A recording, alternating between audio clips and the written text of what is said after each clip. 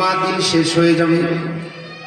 নমরুদের প্রধানমন্ত্রীর নাম হলো আজর। আজরের ঘরে আল্লাহ তাআলা একটা ফুটফুটা সন্তান দান করলেন। আজর সন্তানের চেহারা দেখা, আজর সন্তানের চেহারা দেখা নাম রাখছে ইব্রাহিম। নাম রাখছে ইব্রাহিম। ইব্রাহিম মানে প্রভুর দাস, ইব্রাহিম মানে দয়ালের দাস, ইব্রাহিম নামে প্রভুর গোলাম। আজর মনে করলো নমরুদ তো আমাকে এই যে বড় মন্দির, এই মন্দিরের দায়িত্ব দিছে আমাকে এগুলা পাহারা দেওয়ার জন্য, পূজা করার জন্য। আমার যেহেতু সুন্দর একটা সন্তান আল্লাহ তাআলা দিছে, যেই জামানায় যেই নবীকে আল্লাহ পাঠাইছে ওই জামানার সব চাইতে সুন্দর করে আল্লাহ ওই নবীর চেহারা বানায়া দিছে। আব্বা ইব্রাহিমের চেহারা তো সুন্দর, যেই দেখে তার প্রেমে পড়ে যা। নমরুদ চিন্তা করলো নাম রাখি ইব্রাহিম, সে আমাদের খোদার হেফাজতকারী হবে, সে আমাদের খোদার গোলাম হবে। সে নাম রাখছে তাদের প্রভুর গোলাম হিসাবে, কিন্তু সত্যিকার অর্থে আসমানের মালিক আল্লাহ। নমরুদের ওই যে প্রধানমন্ত্রী আজর, তার ঘরে যে আল্লাহ সন্তান দিছে ইব্রাহিম, আব্বা ইব্রাহিমকে সরাসরি আল্লাহ তাআলা আল্লাহর বন্ধু বানায় ফলাইছে। সুবহানাল্লাহ। আল্লাহর নবীর উম্মত ভালো করে শুনে যাও। আজর মন্দিরের ভিতরে যা, মন্দিরের ভিতরে গিয়া পূজা করে, মূর্তিদের সামনে খানা পেশ করে। মূর্তিরা কি খানা খা? কথা কয় না।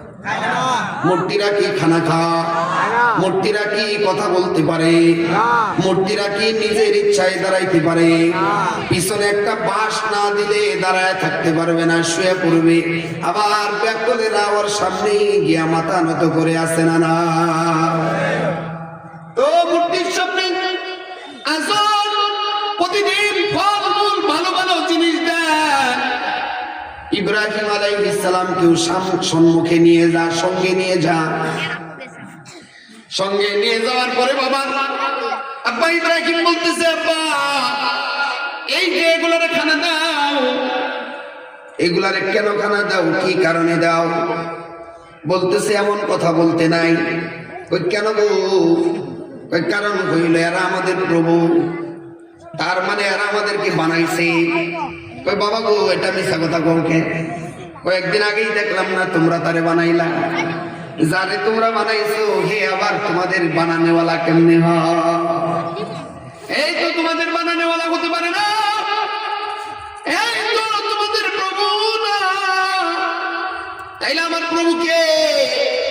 আব্বা ইব্রাহিম রাতের অন্ধকারে আকাশের দিকে তাকাইছে। আব্বা ইব্রাহিম রাতের অন্ধকারে আকাশের দিকে তাকাইছে। আকাশের দিকে তাকায়া দেখি সুন্দর একটা চাঁদ, এত সুন্দর, হাজার হাজার তারকা। আব্বা ইব্রাহিম মনে মনে কয় বোধহয় এটাই আমাদের প্রভু হতে পারে।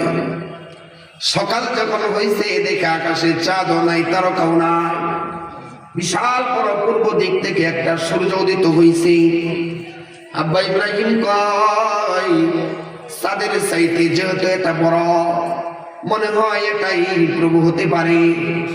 আবার যখন সন্ধ্যা হয়ে গেছে, সন্ধ্যার সময় আবার দেখে না না না সূর্য নাই।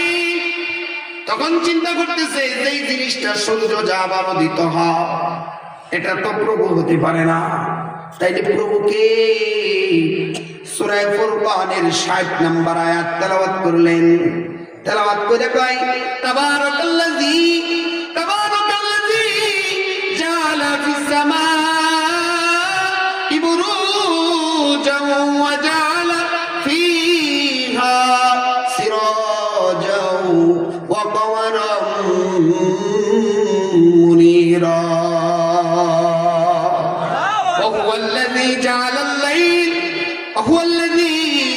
الليل والنهار خلفة لمن أراد أن يذكر أو أراد شكورا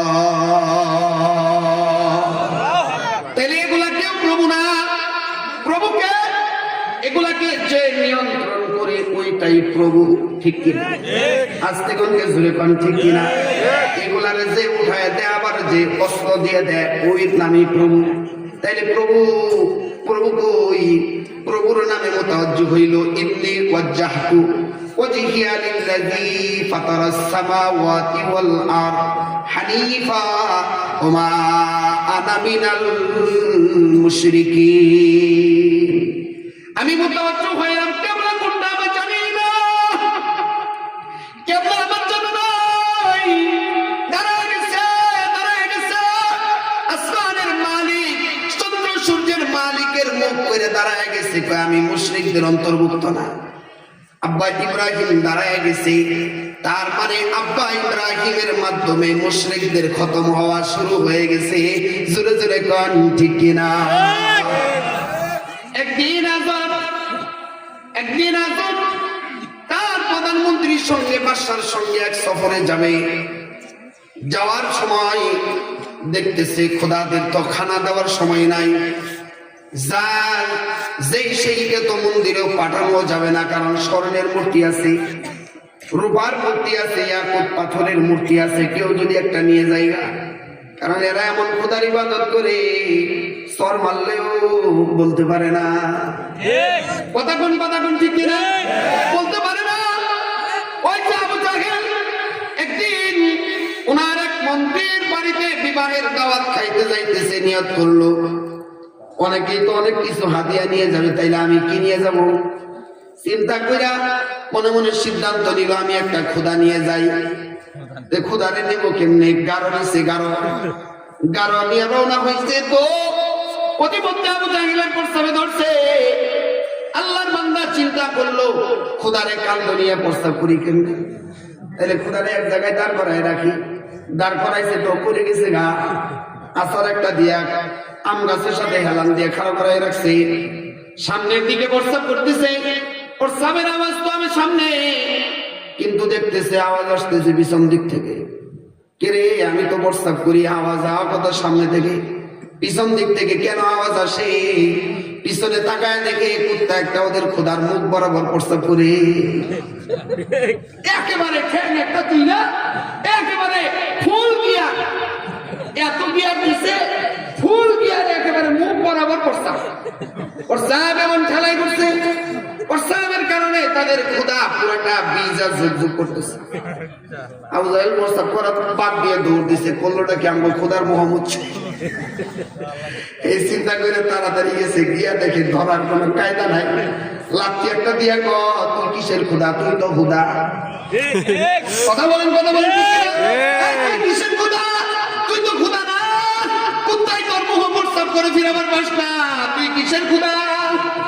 আসল খোদা তো আমার বাতিজা মুহাম্মদ, যেটার দাওয়াত দেয় ওটা। কথা বলেন ঠিক কিনা? আসল খোদা তো উনি, তুই তো হুদায় ধর্মের মুহাব্বতে কইরা বাপ দাদার ধর্ম ত্যাগ করতে পারতেছি না। যদি ত্যাগ করে ফেলাই তো মন্ত্রিত্ব থাকবে না, নেতাগিরি থাকবে না, এজন্য তোর পূজা করি। আসলেও তুই খোদা না। জোরে জোরে কান ঠিক কিনা? কাজল চলে গেছে, ইব্রাহিমকে বলতেছে বাপ তুই তো আমার পূজা করিস না, আজকে একটা দায়িত্ব দিয়ে যাই। কয় কি দায়িত্ব?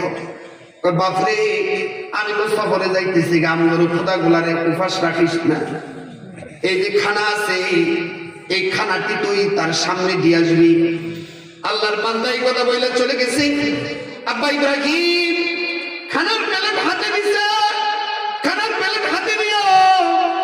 ঘরের ভিতরে একটা কোরাল ছিল, কোরালটাও কান্দ নিছে। মাইক করে কই যাস?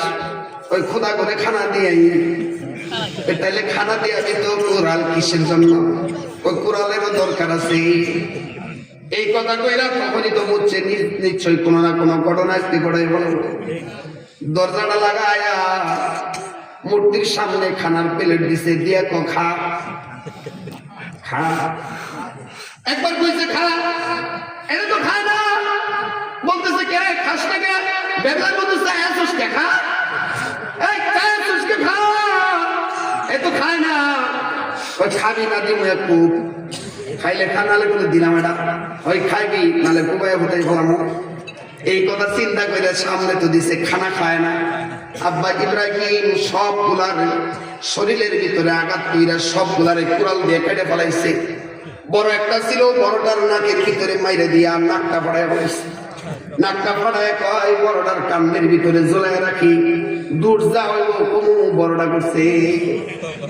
তো পরের দিন আসছে, আইসা মন্দির যখন খুলছে, খুইলা ভিতরে তাকায় দেখে খুদা তো আর একটাও সোজা নাই, সবগুলোর হুদায় বলেছে। এই কল্পটা করা, এটা তো ইব্রাহিম ছাড়া কেউ করে নাই।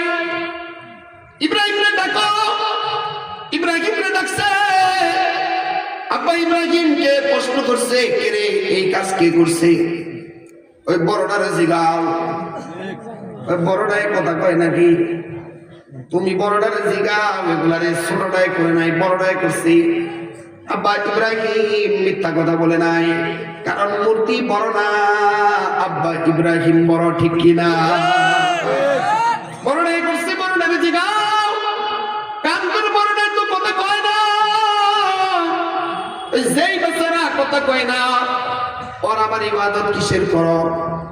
এরাই তো মারামারি করে কাম করছে, কয় না। তার মানে বাবা এই কথা তারা বুঝাইলাম, আমরা মুসলমান, আমাদের দায়িত্ব হলো সমাজ থেকে অন্যায়কে দূর করা, ঠিক কিনা? আমাদের দায়িত্ব হলো মূর্তির বিরুদ্ধে যাওয়া। কিন্তু কপাল পোড়া মানুষ আজকে মূর্তির পাহারা দেয়, কথা কোন ঠিক কিনা? আমাদের দায়িত্ব মূর্তির পাহারা দেওয়া না। আমরা যেহেতু মিল্লাত আবিকুম ইব্রাহিম হুয়া সাম্মাকুমুল মুসলিমিন, আমরা যেহেতু ইব্রাহিমের সন্তান, আর ইব্রাহিম নবীকে আল্লাহ দুনিয়ায় পাঠাইছে মূর্তি ভাঙা লাইগা। আমাদের দায়িত্ব হলো মূর্তি ভাঙা, মূর্তি পাহারা দেওয়া না। কিন্তু আমরা মুসলমানেরা ঘরের ভিতরে কুত্তার মূর্তি রেখে দিছি, শিয়ালের মূর্তি রেখে দিছি, চড়ুই পাখির মূর্তি রেখে দিছি। মাহফিলে ওয়াজ শোনার জন্য আসছে, এরপরেও শ্বাস কিনা, মূর্তির শ্বাস, এই শ্বাসগুলা কিনা খাইতেছে, আছে না? না, এগুলা বন্ধ করতে হবে বাবা। কেন করবেন? কেন? কারণ হইল আল্লাহ দুনিয়ায় বানাইছে।